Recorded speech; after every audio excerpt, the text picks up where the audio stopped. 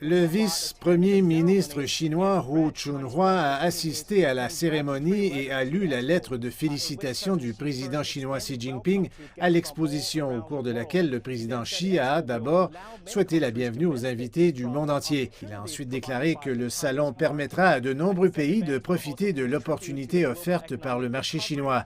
Il a déclaré que l'événement contribuera également à la reprise économique mondiale ainsi qu'à la croissance. Nous savons également que la Chine a fait de la double circulation son modèle de développement qui fait de la consommation intérieure une priorité. Et avec cette exposition, de nombreux experts disent qu'elle est susceptible de libérer davantage le pouvoir d'achat de la classe moyenne chinoise en leur offrant plus de choix et réciproquement, les consommateurs chinois pourraient aider le pays à transformer sa structure économique et aider l'économie mondiale à se remettre sur pied.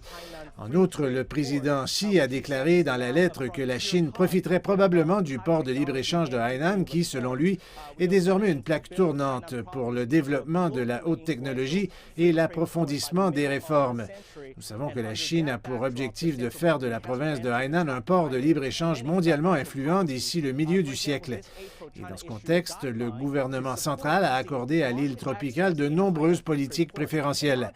Par exemple, en avril dernier, la Chine a publié une directive visant à faciliter l'accès au marché dans le port de libre-échange de Hainan.